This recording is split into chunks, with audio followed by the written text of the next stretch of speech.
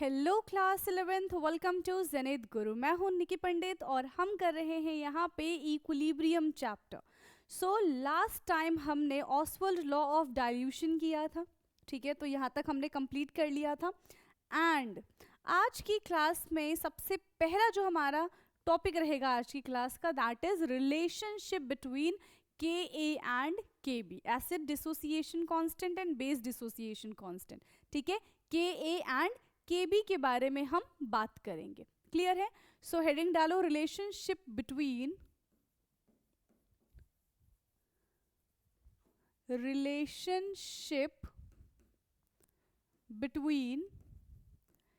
के A and K B. के ए और के बी में क्या रिलेशन है? तो उसके लिए हम एक इक्वेशन ले लेते हैं। हम क्या करते हैं, अमोनिया का रिएक्शन वाटर के साथ करा देते हैं। ठीक है, अमोनिया क्या है? एक बेस है, ठीक, क्योंकि ये प्रोटॉन को एक्सेप्ट करता है। NH3 प्लस H2O, जैसे ही ये जाएगा पानी के अंदर, ठीक है, क्या हो जाएगा? ये बन जाएगा, इसने प्रोटॉन को एक्सेप्ट कर लिया, so it will become NH4 positive. ठीक है, एंड वाटर से H गया है तो ये क्या बना देगा? ये OH बना देगा। सो अब देखो, NH3 इज अ बेस, तो इसके कंपैरिजन में जो वाटर है वो तो एसिड कहलाएगा, क्योंकि water is amphoteric in nature. ठीक है, लेकिन जो NH4 बना है, बेस का कॉन्जुगेट एसिड होता है, सो ये कहलाएगा कॉन्जुगेट एसिड। ठीक है, क्या कहलाएगा ये? Conjugate acid. तो क्योंकि हमने यहाँ पे बेस लिया है, हम इसका क्या कैलकुलेट कर सकते हैं? Kb कैलकुलेट कर सकते हैं। So Kb is equal to concentration of product upon concentration of reactant.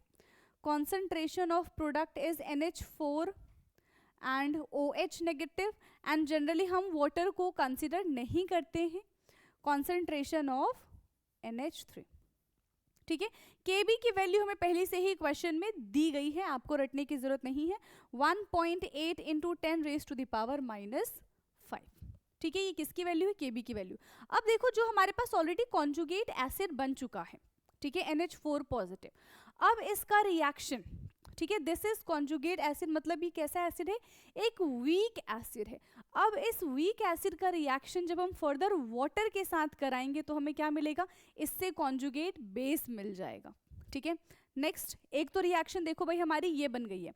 दूसरी रिएक्शन देखो, जब आप NH4 पॉजिटिव का रिएक्शन करा देते हो, किसके साथ? वाटर के साथ। ठीक है, NH4 पॉजिटिव का रिएक्शन आपने किसके साथ करा दिया? वाटर के साथ करा दिया, सो ये बन जाएगा NH3 प्लस H3O पॉजिटिव। अब यहां से आप Ka कैलकुलेट कर सकते हो। Ka is equal to concentration of NH3 and concentration of H3O positive upon concentration of NH4 positive. This is Ka। हमें किसके बीच में रिलेशन निकालना था? Ka एंड Kb की। तो Ka की जैसे नहीं, सॉरी, Kb की जैसे हमको वैल्यू दे रखी थी 1.8 into 10 raise to the power -5, वैसे Kb की कितनी वैल्यू है? 5.6 into 10 raise to the power -10। अब इन दोनों को इक्वेट कर दो। ठीक है, Ka इंटू Kb जो है वो किसके बराबर है? X के बराबर है। अब Ka क्या है, Kb क्या है, उन सब की वैल्यू लिखो। देखो, Ka हमारे पास लिख रखा है NH3 का कॉन्सेंट्रेशन, H3O का कॉन्सेंट्रेशन अपॉन NH4 पॉजिटिव का concentration, this is Ka। Now Kb क्या है? Kb की अगर हम वैल्यू देखें तो NH4OH और NH3, NH4OH and NH3 is equal to किसके बराबर हो गया? ये X के बराबर हो गया। सो यहां से हम देख पा रहे हैं NH3 से NH3 चला जाएगा, NH4 से NH4 चला जाएगा, and now concentration of H3O positive and OH negative is equal to X। यही बच रहा है, concentration of H3O positive and OH negative is equal to X। किसके बराबर होता है ये? बेसिकली ये होता है Kw के बराबर। किसके बराबर हो जाएगा ये? Kw के बराबर हो जाएगा। ये हम ऑलरेडी पढ़ चुके हैं। तो ये है आयनाइजेशन कांस्टेंट ऑफ वाटर के बराबर। सो यहाँ से हम कह सकते हैं कि ionization constant of water is equal to K A into के बी। ठीक है, कितना हो जाएगा, के ए इंटू के बी। और ऑलरेडी के ए और के बी की हमको वैल्यू दे रखी है, तो आप उसको मल्टीप्लाई भी कर सकते हो। ठीक है, क्लियर है, इतना समझ में आ गया है। और यहाँ से देखो एक फॉर्मूला तो आपको ये पता चल गया, के W is equal to K A into के बी। दूसरा क्या है, पी के ए डब्ल्यू की अगर हम बात करें, ठीक है, अगर हम पी के डब्ल्यू यानी कि इसका लॉग निकाल लें तो ये किसके बराबर हो जाएगा, p K a plus p K b. ठीक है, p K a plus p K b, हमने देखा ना K a is equal to minus log of p K ए। ठीक है, उल्टा बोल दिया ना, p K is equal to minus log of K ए। ठीक है, ऐसे ही के बी का तो लॉग निकाल लेंगे तो हमारा ये हो जाएगा फॉर्मूला। क्लियर है, इतना समझ में आ गया है। चलिए अब इसके बाद हम डिस्कस करते हैं, हमने इनका रिलेशन देख लिया, के W is equal to K A into के बी। नाउ नेक्स्ट टॉपिक है हमारा,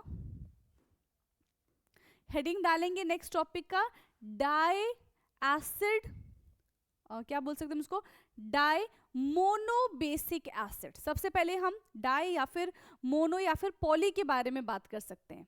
ठीक है, चलो डाई एंड पॉली के बारे में बात करते हैं। Di and poly basic acid, ऐसे ही di and poly acid base के बारे में बात करेंगे।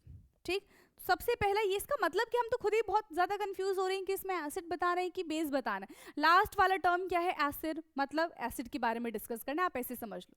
ठीक है, तो di and poly basic acid क्या है, तो डाई का मतलब जहां पे दो प्रोटॉन रिलीज हो। ठीक है, एसिड है, एसिड का काम क्या है, प्रोटॉन रिलीज करना है।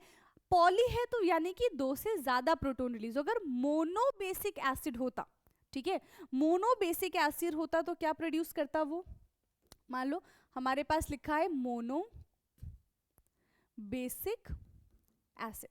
सो व्हाट आर मोनोबेसिक एसिड, तो ऐसे acids which release only one proton, ऐसे एसिड जो सिर्फ और सिर्फ एक ही प्रोटोन रिलीज करते हैं। So monobasic acid are the acid which can release only one proton. ठीक है, so monobasic acid are the acid which produce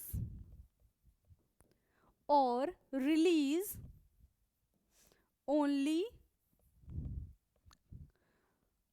one H positive ion, जो सिर्फ और सिर्फ एक ही H पॉजिटिव आयन रिलीज करेगा उसको हम बोलेंगे मोनोबेसिक एसिड। अब इसका एग्जाम्पल क्या है, HCl। क्या है इसका एग्जाम्पल, HCl। जैसे ही एक्वस फॉर्म में जाएगा ये H पॉजिटिव और Cl नेगेटिव रिलीज करेगा। कितने H पॉजिटिव इसने रिलीज किए, सिर्फ और सिर्फ one.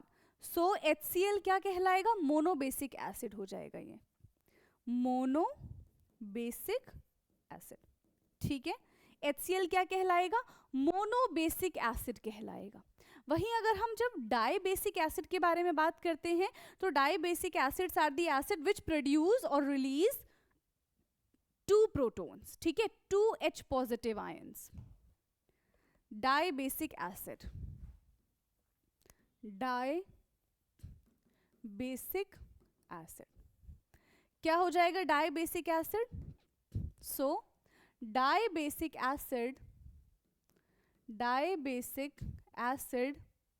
are the acid which produce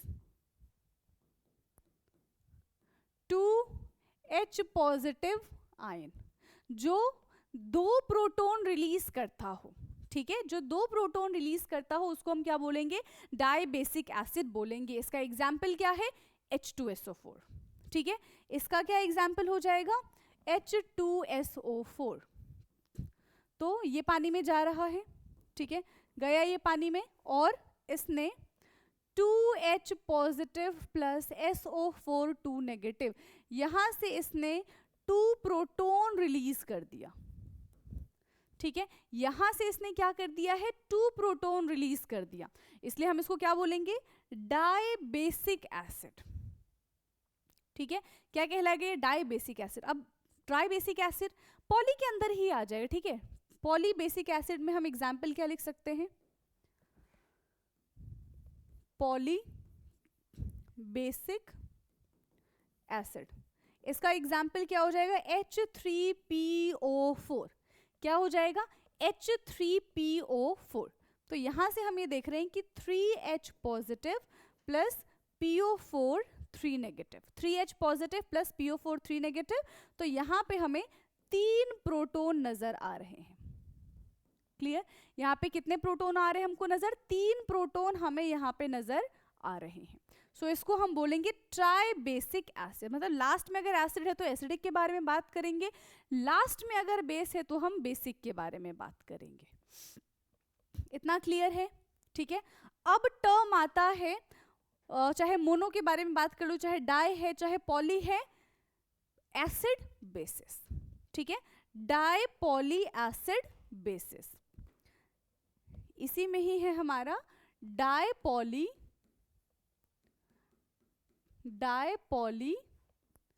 acid basis. तो ऐसे बेसिस जो OH नेगेटिव आयन रिलीज करते हैं, ठीक है, ऐसे बेसिस जो क्या रिलीज करते हैं, OH नेगेटिव आयन रिलीज करते हैं। समझ में आया? हमने एसिड्स के बारे में डिस्कशन कर लिया, यहाँ पे किसके बारे में डिस्कशन होगा, बेसिस के बारे में हम यहाँ पे डिस्कस करेंगे। क्लियर? ठीक है इतना। सो सबसे पहले हम बात करते हैं यहाँ पे मोनो एसिड बेसिस के बारे में। Mono acid bases are the base which release only one OH negative ion, जो सिर्फ और सिर्फ एक ही OH नेगेटिव आयन को रिलीज करेगा, उसको हम बोलेंगे mono acid bases. For example हमारे पास है NaOH। NaOH जैसे ही पानी में गया क्या यहाँ पे डिसोसिएट हुआ, Na positive and OH negative, सिर्फ एक ही OH इसने दिया। सो ये क्या कहलाएगा, मोनो एसिड बेसिस। ठीक है, क्या कहलाएगा ये, मोनो एसिड बेसिस। फिर CaOH का नहीं, अभी मोनो की बात करें तो दूसरा एग्जाम्पल ले लो, KOH, पानी में गया, K positive plus OH negative. So these are the mono acid bases. ठीक है, क्या हो जाएगा ये, मोनो एसिड बेसिस हो जाएगा। अब हम बात करते हैं di acid bases, poly acid bases. ठीक है, so poly acid bases, poly acid bases क्या होगा, poly acid basis.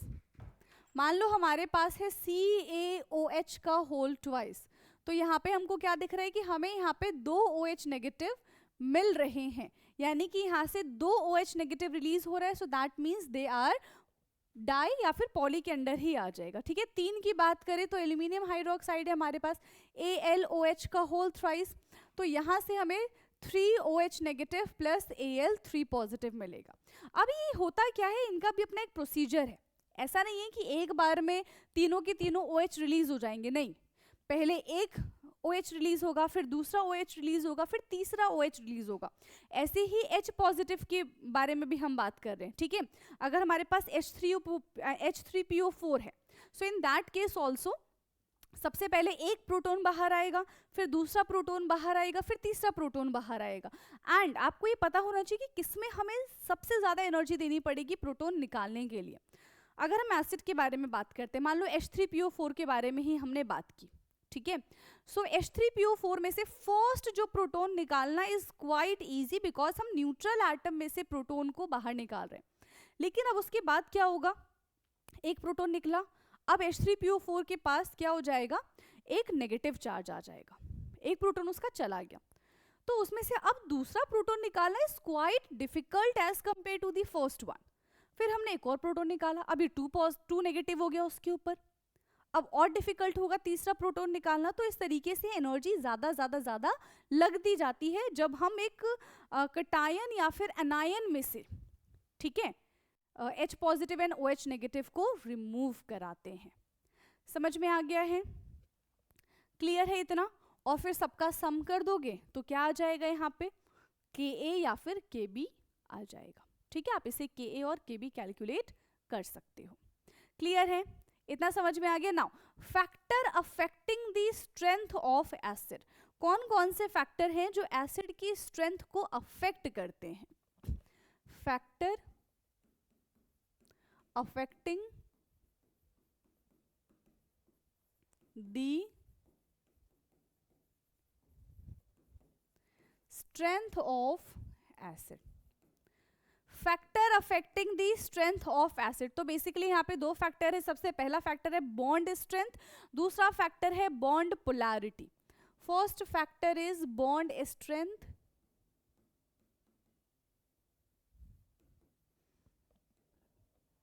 Second is bond polarity. Bond strength क्या होता है, बॉन्ड पोलैरिटी क्या होता है, इन दोनों के बारे में डिस्कस करते हैं। सबसे पहले बॉन्ड स्ट्रेंथ। बॉन्ड स्ट्रेंथ आप देखो टॉप टू बॉटम, ठीक है, बॉन्ड स्ट्रेंथ देखो आप टॉप टू बॉटम। सबसे पहले तो हाइड्रोजन के बारे में बात करेंगे हम। यहाँ पे हाइड्रोजन किस किस के साथ बॉन्ड बनाता है? जनरली हाईली इलेक्ट्रोनेगेटिव स्पीशीज के साथ, हेलोजेंस के साथ वो अपना बॉन्ड बनाता है। HF है, ठीक है, HCl है, HBr और HI, इन्हीं के साथ अपना बॉन्ड बना रहा है। अब जब हम टॉप टू बॉटम आ रहे हैं तो हम क्या देख रहे हैं कि फ्लोरीन का साइज होता है बहुत ज्यादा छोटा, ठीक है, एंड आयोडीन का साइज है बहुत ज्यादा बड़ा। तो अब होगा ये कि मानो ये हमारे पास हाइड्रोजन एटम है एंड ये हमारे पास हाइड्रोजन एटम हो गया और ये हमारे पास फ्लोरीन का एटम है। तो एक हमारे पास H है और एक हमारे पास F है। अब देखो क्योंकि फ्लोरीन का साइज बहुत ज्यादा छोटा होता है, ठीक है, फ्लोरीन का साइज कैसा है, बहुत ज्यादा छोटा है। अब होगा क्या कि फ्लोरीन का जो न्यूक्लियस है ये क्या करेगा, ये अपने इलेक्ट्रॉन को तो काबू में रखेगा ही, साथ ये इस हाइड्रोजन के इलेक्ट्रॉन पे भी अपनी नजर रखेगा।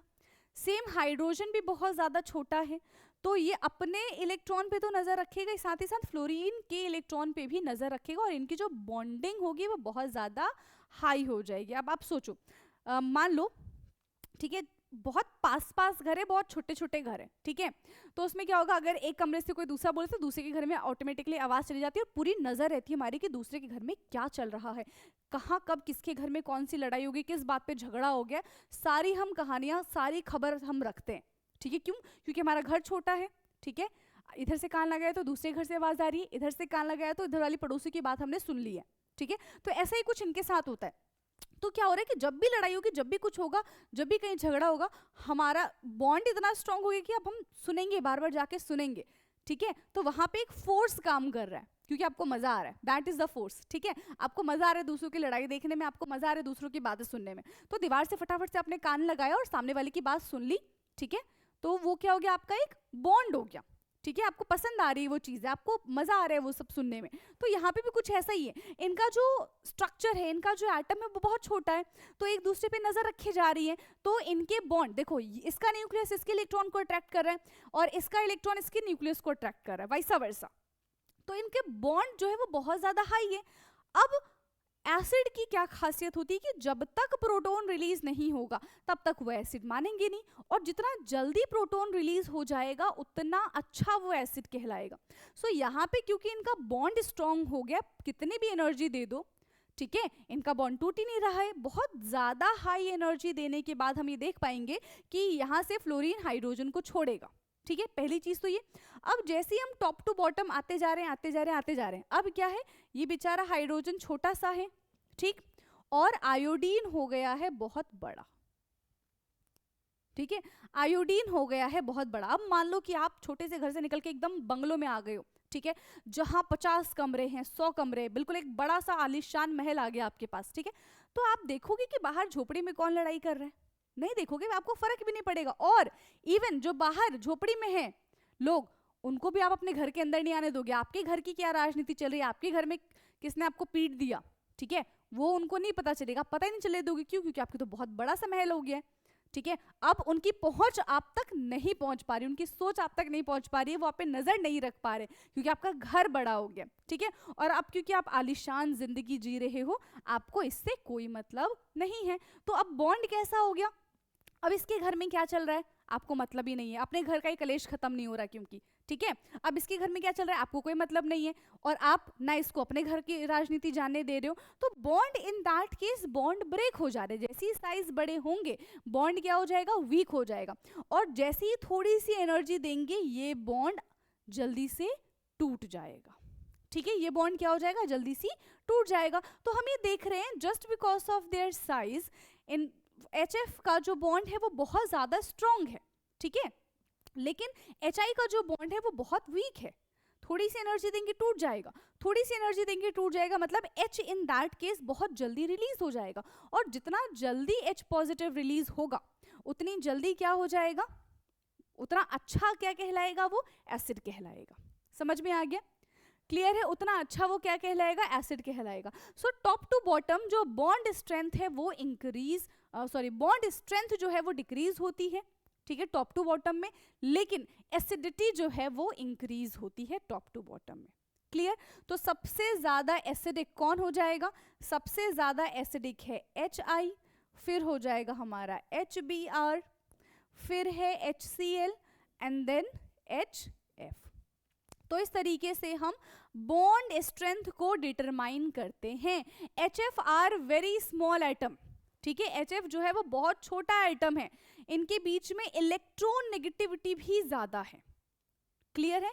इनके बीच में क्या है? इलेक्ट्रॉन नेगेटिविटी भी बहुत ज्यादा होगी।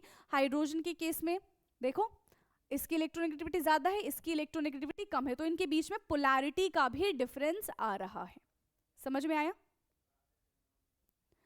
क्लियर है इतना? सो HF आर स्मॉल एटम हम लिख सकते हैं यहां पे,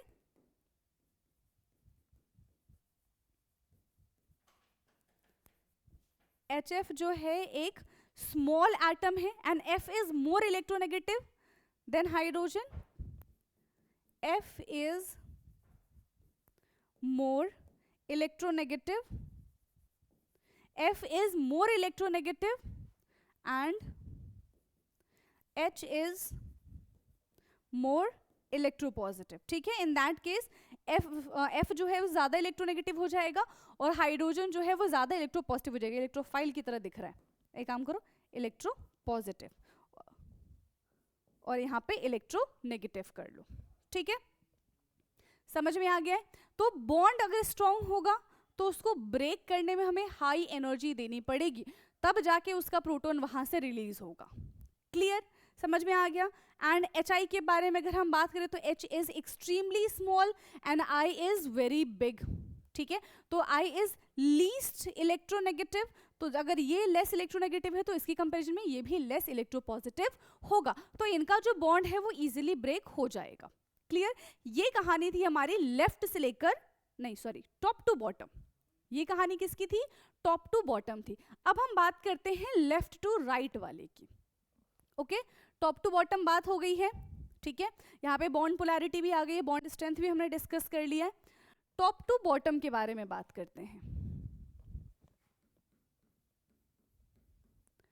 टॉप टू बॉटम,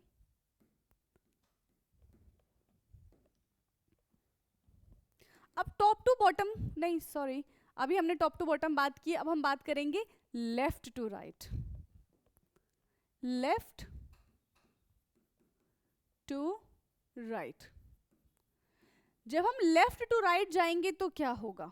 देखो, top to bottom and left to right में ना जो ट्रेंड है वो चेंज हो जाता है, ठीक है। अगर टॉप टू बॉटम कोई ट्रेंड इंक्रीज हो रहा है तो लेफ्ट टू राइट में क्या हो जाएगा? वो डिक्रीज हो जाएगा, ठीक है। तो क्या हो जाएगा लेफ्ट टू राइट में? Hydrogen, nitrogen, oxygen and fluorine, ठीक है, सॉरी कार्बन, नाइट्रोजन, तो carbon CH4, NH3, water and HF, ठीक है। जब हम लेफ्ट टू राइट के बारे में बात कर रहे हैं, ठीक है, लेफ्ट टू राइट के बारे में जब हम बात कर रहे हैं तो अगेन हम क्या देख रहे हैं कि कार्बन और हाइड्रोजन के बीच में जो पोलैरिटी है, ठीक है, वो बहुत कम है। समझ में आ रहा है? कार्बन और हाइड्रोजन के बीच में जो पोलैरिटी है वो लीस्ट पोलर है।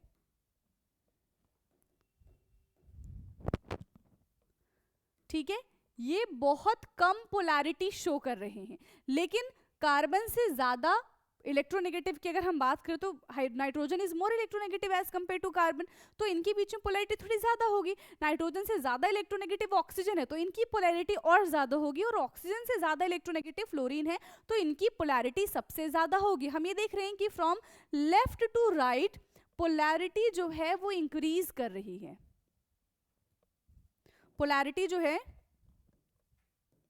वो क्या कर रही है? इंक्रीज कर रही है from left to right. This is highly polar. ये कैसा नेचर का है? ये हाईली पोलर नेचर का है एंड इजीली डिसोसिएट हो जाएगा। इजीली, अभी देखो जब हमने टॉप टू बॉटम के बारे में बात की थी तो इसका डिसोसिएशन रेट सबसे कम था, बट जब हम लेफ्ट टू राइट के बारे में बात करेंगे तो क्योंकि ये तो नॉन पोलर है, नॉन पोलर पानी में जाने के बाद इजीली डिसॉल्व नहीं होता, बिकॉज क्योंकि वहां पे लाइक डिसॉल्व लाइक का कॉन्सेप्ट चल जाता है। ठीक है, so this is tough to dissolve.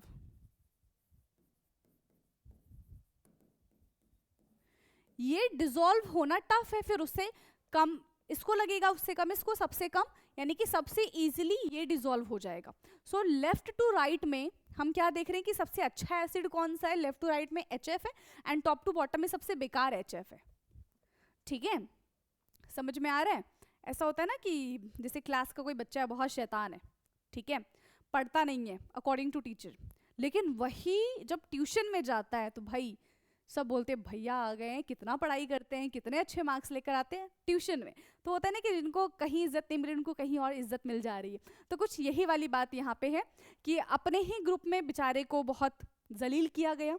ठीक है, इसका जो हम इसमें एसिडिटी की बात करें तो इनको कहा गया कि भैया तुम हाइड्रोजन तो छोड़ोगे नहीं तो तुम अच्छे एसिड हो नहीं, बट जैसे ही ये पीरियड में गया तो उसको दिखा कि अरे भाई ये तो राजा है वहाँ का, ये तो सबसे अच्छा एसिड है अकॉर्डिंग टू दिस। क्लियर है? समझ में आ गया? तो यहाँ पे अगर HCl के बारे में बात करें तो HCl देखो, HCl हो गया, HF हो गया, ठीक है, ये पीरियड वाइज स्ट्रॉन्ग एसिड है बट बॉटम वाइज ये वीक एसिड कहलाएंगे। ठीक है, फिर यहाँ पे H2S सल्फर इससे वीक होता है। ठीक है, दूसरा एसिड ले लो, फॉस्फोरस भी आता है PH3, तो ये और वीक हो जाएगा। समझ में आया? क्लियर है? तो इस तरीके से फिर इनका ट्रेंड चलता है। क्लियर है इतना? अब हम बात करने वाले हैं कॉमन आयन इफेक्ट की, एंड ये एक इंपॉर्टेंट टॉपिक है एंड आज की क्लास का लास्ट टॉपिक है। Clear? Common ion effect. Common ion effect. Common ion effect क्या होता है? आपको क्या करना है, एक इक्वेशन ले लेनी है, एक रिएक्शन ले लेनी है। मान लो ये वैलिड होगा for weak acid and weak base के लिए। ठीक है, किसके लिए? ये for weak acid and weak base. ठीक है, कोई सा भी वीक एसिड ले लो, मान लो हमने लिया है CH3COOH। ठीक है, CH3COH। जैसे ही हम इस वीक एसिड को पानी के अंदर डालेंगे हम क्या देखेंगे, ये 5% पानी में जाके डिसोसिएट हो जाएगा एंड फिर यहां से क्या हो जाएगा, ये इक्विलिब्रियम अटेंड कर लेगा। ठीक है, 5% पानी में गया, डिसोसिएट हुआ और फिर यहाँ पे इक्विलिब्रियम आ गया। हर एक रिएक्शन चाहती है कि वो जल्दी से जल्दी इक्विलिब्रियम अटेंड कर ले, अचीव कर ले। ठीक है, अब इसी सॉल्यूशन के अंदर हमको डालना है स्ट्रॉन्ग इलेक्ट्रोलाइट, लेकिन हम एक ऐसा स्ट्रॉन्ग इलेक्ट्रोलाइट चूज करेंगे जो किससे मिलता हो, सॉल्यूशन में हमारे पास जो आयंस है उससे मिलता हो। फॉर एग्जाम्पल हमने यहाँ पे एक इलेक्ट्रोलाइट लिया है CH3COONA। अब ये क्या है, ये एक स्ट्रॉन्ग इलेक्ट्रोलाइट है। ठीक है, ये तो हमारा वीक एसिड था, हमने इसमें क्या मिला दिया, वीक एसिड के सॉल्यूशन में हमने मिला दिया स्ट्रॉन्ग इलेक्ट्रोलाइट। वीक एसिड में हमने मिला दिया है स्ट्रॉन्ग इलेक्ट्रोलाइट। जैसे स्ट्रॉन्ग इलेक्ट्रोलाइट मिलाया, ये 100% डिसोसिएशन करेगा। पानी में जाने के बाद 100% इसका ब्रेकडाउन हो जाएगा और क्या मिलेगा हमको, CH3COO negative plus Na positive. अब हम ये देख पा रहे हैं कि प्रोडक्ट में बहुत ज्यादा क्वांटिटी हो गई है एसीटेट की। CH3COO नेगेटिव की क्वांटिटी प्रोडक्ट में काफी ज्यादा हो गई है। And according to the Le Chatelier principle क्या होता है कि रिएक्शन हमेशा उस डायरेक्शन में मूव करती है, ठीक है, जहां पे क्वांटिटी कम हो। क्यों? क्योंकि उनको हर एक पॉइंट पे इक्विलिब्रियम अचीव करना है। सो इन दैट केस जो थोड़ा बहुत 5% यहाँ पे डिसोसिएशन हुआ भी था ड्यू टू स्ट्रॉन्ग इलेक्ट्रोलाइट, क्योंकि अब सोल्यूशन में देखो ज्यादा यहाँ पे हमारे पास प्रोडक्ट हो गया है, ठीक है। अब क्योंकि स्ट्रॉन्ग इलेक्ट्रोलाइट ने 100% डिसोसिएशन कर दिया and this is irreversible reaction, ये तो बैक जा नहीं सकता। किसको बैक जाना पड़ेगा? इसी रिएक्शन को फिर बैकवर्ड डायरेक्शन में जाना पड़ेगा और इसकी वजह से इसका जो डिसोसिएशन है वो और कम हो जाएगा और खराब हो जाएगा। समझ में आया? सो डिग्री ऑफ डिसोसिएशन इनका जो है वो डिक्रीज हो जाता है just because of the strong electrolyte. Clear? समझ में आ रहा है इतना? तो यहाँ पे क्या होगा? सो बस इसी को हम कॉमन आयन इफेक्ट कहते हैं, ठीक है। इसी को हम क्या कहते हैं? कॉमन आयन इफेक्ट कहते हैं। सो इन वीक एसिड और in a weak bases, sorry, in a weak acid और अ बेसिस, ठीक है, पुट स्ट्रॉन्ग इलेक्ट्रोलाइट, दोनों में क्या कर दो, एक स्ट्रॉन्ग इलेक्ट्रोलाइट ऐड कर दो, ठीक है, लेकिन उनके पास कॉमन आयंस होने चाहिए, must have the common ions, that is called the common ion effect. समझ में आ रहा है इतना जो भी हमने यहाँ पे फिलहाल डिस्कस किया है? ओके, अब हम इसको क्या करते हैं, नोट डाउन कर लेते हैं। सो इन वीक एसिड और a base, in weak acid और अ बेस, ठीक है, वीक एसिड और वीक बेस में क्या करना है हमको, put strong electrolyte, strong electrolyte, इसमें हम स्ट्रॉन्ग इलेक्ट्रोलाइट डाल देंगे in both the weak acid and weak base, in both the weak acid and weak base, in both the weak acid and weak base, ठीक है। and strong electrolyte must have strong electrolyte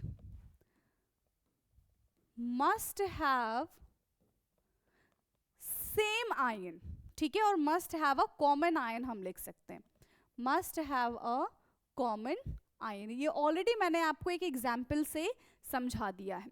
और इस common ion की वजह से क्या effect आता है, तो there is decrease in degree of dissociation of weak electrolyte, ठीक है, due to common ion effect, due to common ion effect there is decrement or there is decrease in degree of dissociation, ठीक है, decrease in degree of dissociation of weak electrolyte, of weak electrolyte due to the presence of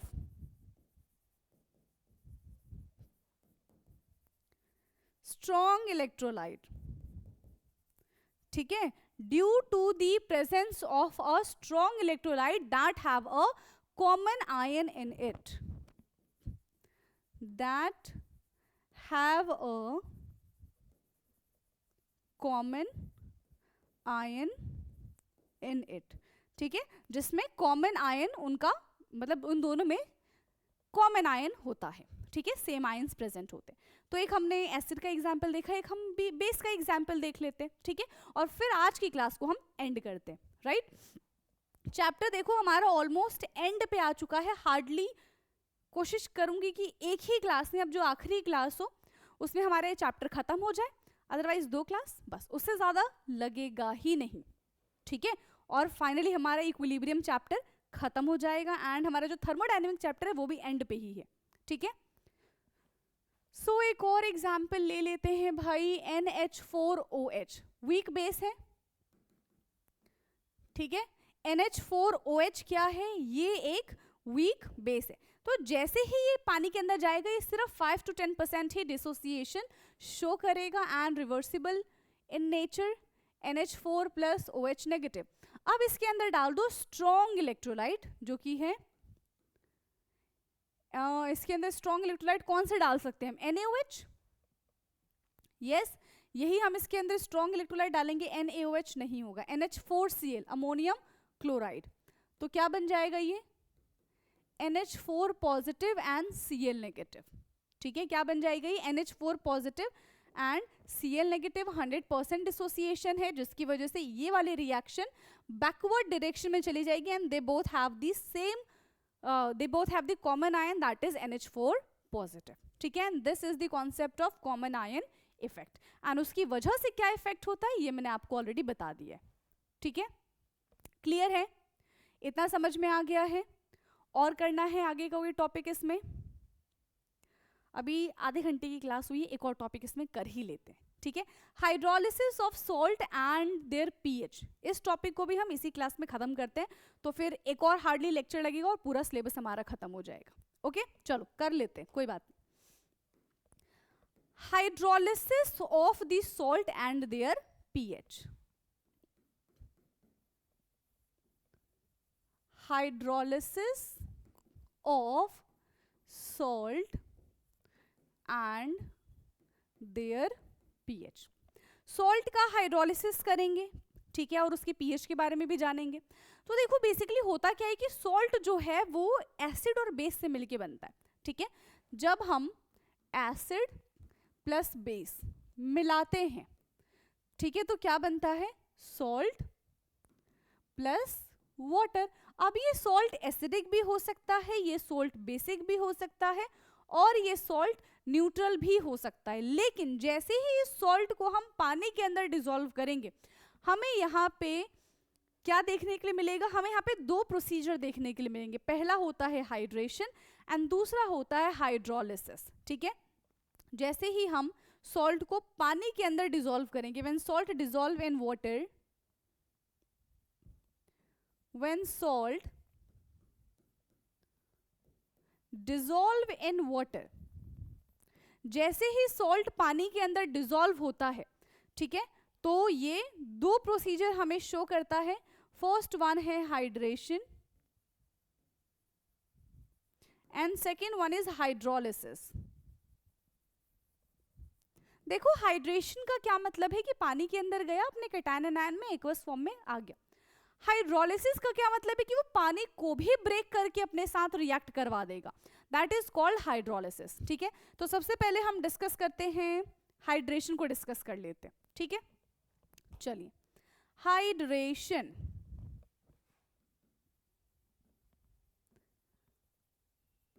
सबसे पहले किसको discuss कर रहे हैं हम, hydration को डिस्कस कर रहे हैं। क्या होता है भाई hydration, yes any idea, hydration क्या होता है। इसमें बेसिकली वाटर मॉलिक्यूल के साथ अटैचमेंट हो जाता है, ठीक है, क्लियर है। टू बिकम हाइड्रेटेड और to attach with the water molecules, attach with water molecules, ये वाटर मॉलिक्यूल्स के साथ क्या हो जाता है, अटैच हो जाता है। फॉर एग्जाम्पल हमने लिया NaCl, NaCl को डाला हमने पानी के अंदर, ठीक है। जैसे ही हमने NaCl को पानी के अंदर डाला, हमें क्या मिलेगा, Na पॉजिटिव एक्वस ये और Cl नेगेटिव एक्वस, मतलब पानी इसके साथ जाके सिर्फ अटैच हो गया है, that is called hydration. Clear है, इसको हमने क्या बोल दिया है, हाइड्रेशन बोल दिया, ठीक। मान लो इसके अंदर हमने डाला है कि स्ट्रॉन्ग सॉल्ट डाल दिया, ठीक है, एक स्ट्रॉन्ग सॉल्ट डाल दिया जो कि किससे मिलके बना है, strong acid and strong base से मिलके बना है, strong acid and strong base से मिलके बना है, जो कि न्यूट्रल ही होगा, ठीक है। जैसे कि NaCl, NaBr है ना, KBr, CaCl2, ठीक है। तो जो मेटल्स होते हैं वो हेलोजेंस के साथ रिएक्ट कर जाएं, सल्फेट के साथ रिएक्ट कर जाएं, तो क्या बनाते हैं, सॉल्ट ही बनाते हैं, ठीक है। तो strong acid and strong base जो होते हैं उनसे जो सॉल्ट बनता है वो हमेशा कैसे होते हैं, न्यूट्रल होते हैं, एंड इनका जो पीएच होता है वो ऑलवेज कांस्टेंट रहता है। देखो न्यूट्रल है तो पीएच कैसा रहेगा, न्यूट्रल है तो पीएच 7 ही रहेगा, ठीक है। एग्जाम्पल ले लो, एग्जाम्पल है हमारे पास NaCl, KCl, ठीक है, NaCl हो गया, KCl हो गया, KBr है, CaCl2 है, तो ये सारे के सारे सॉल्ट्स हो गए। MgCl2 ले लो, BaCl2 ले लो, बहुत सारे सॉल्ट्स हैं, ठीक है। वही सॉल्ट नहीं होता जो सिर्फ हम खाते हैं, राइट, क्लियर है इतना। तो ये कहानी थी हाइड्रेशन की। अब हम बात करते हैं हाइड्रोलिसिस क्या होता है। चलो, हाइड्रोलिसिस, हाइड्रोलिसिस क्या होता है भाई हाइड्रोलिसिस। देखो आप सॉल्ट लो, ठीक है, आप सॉल्ट ले लो पहले, CH3COONA आपने ले लिया है सॉल्ट, इसको आपने डाल दिया है पानी के अंदर। क्या होगा, पहले तो ये अपने आराम से कैटायन आयन में ब्रेक डाउन हो जाएगा, कोई चिंता वाली बात नहीं है।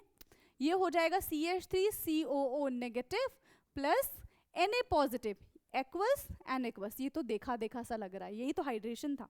फिर डिफरेंस क्या बच गया हाइड्रेशन और हाइड्रोलिसिस में, तो रुको थोड़ा सब्र करो, ठीक है। फर्दर इसका रिएक्शन वाटर के साथ होगा। अब वाटर का ब्रेकडाउन होगा किसमें, H positive and OH negative में, ठीक है। किसमें ब्रेकडाउन हो जाएगा इसका, H positive and OH negative में।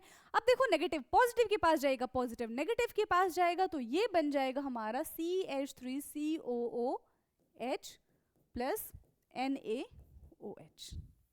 क्या ये हाइड्रेशन में बन रहा था, नहीं बन रहा था, लेकिन ये हाइड्रोलिसिस में बनेगा। समझ में आ गया, ये हाइड्रोलिसिस में बनेगा, क्लियर है।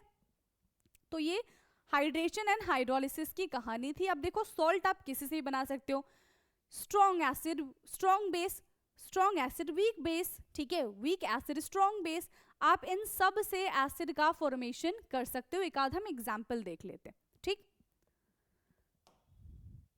सबसे पहले हम सॉल्ट बनाते हैं वीक एसिड स्ट्रॉन्ग बेस का, weak acid and strong base. Weak acid में क्या हमारे पास CH3COH, CH3COOH, ठीक है, ये हमारा वीक एसिड हो गया। स्ट्रॉन्ग बेस में क्या है हमारे पास NaOH, है ना, स्ट्रॉन्ग बेस में क्या है हमारे पास NaOH, ठीक। अब क्या होगा भाई, अब क्या होगा यहाँ पे, किस तरीके से यहाँ पे फॉर्मेशन हो जाएगा, कैसे पता चलेगा बताओ। ये तो दोनों हमने ले लिया, बट हमें ये सॉल्ट में दिखना चाहिए था ना। सॉल्ट क्या होगा इसका, सॉल्ट इसका बनेगा CH3COONA, CH3COONA। देखो जब भी आपको सॉल्ट बनाना हो ना, एसिड बेस में से वाटर निकाल दो, ठीक है, एसिड बेस में से वाटर निकाल दो, इससे आपका क्या बन जाएगा, सॉल्ट बन जाएगा। सॉल्ट के साथ ही तो रिएक्शन करा, ये वाटर के साथ ही तो रिएक्शन करा रहे हो, वाटर निकाल दो, बन गया आपका एसिड एंड बेस। तो इसका एसिड क्या है CH3COH और इसका बेस क्या है NaOH। फर्दर अगर कभी आपको जानना भी हो, सिर्फ आपको सॉल्ट दे दिया और बोला कि बता दो भैया आज इसका एसिड कौन सा है, बेस कौन सा है, कुछ नहीं करना, आग बंद करके पानी के साथ इसका रिएक्शन करा दो, डिसोसिएशन हो जाएगा, पानी के साथ ये बॉन्ड बना लेगा, पता चल जाएगा आपको कि एसिड ये है, बेस ये है। समझ में आ गया, क्लियर है। तो आई होप कि अब आप इसको लिख पाओगे, सारे लिखने की जरूरत है नहीं। जो एसिडिक सॉल्ट होते हैं, देखो स्ट्रॉन्ग एसिड और स्ट्रॉन्ग बेस से मिलके बनता है न्यूट्रल सॉल्ट। स्ट्रॉन्ग एसिड और वीक बेस से मिलके बनता है, स्ट्रॉन्ग कौन है, एसिड है, तो यहाँ पे एसिडिक सॉल्ट बनेगा, ठीक है। वीक एसिड और स्ट्रॉन्ग बेस, स्ट्रॉन्ग कौन है, बेस, तो यहाँ पे बेसिक सॉल्ट बनेगा। Weak acid and weak base, तो दोनों वीक है, तो न्यूट्रल सॉल्ट बन जाएगा। ये चीज याद रखना है यहाँ पे, ठीक है। जिसका वीक एसिड है, ठीक है, क्या कहा, वीक एसिड का Ka कम होगा, pKa ज्यादा होगा, ठीक है, समझ में आ रहा है, क्लियर है इतना। और इसके लिए पता है एक फॉर्मूला भी होता है pH का, pH इज इक्वल टू 7 + ½ के ए माइनस के बी, ठीक है, नहीं पी के ए था, p K A minus p K B, ढंग से लिख ले, ठीक है। क्या है, p H is equal to 7 plus p K A minus p K B.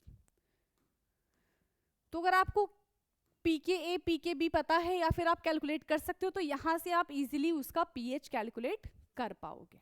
समझ में आ गया, क्लियर है।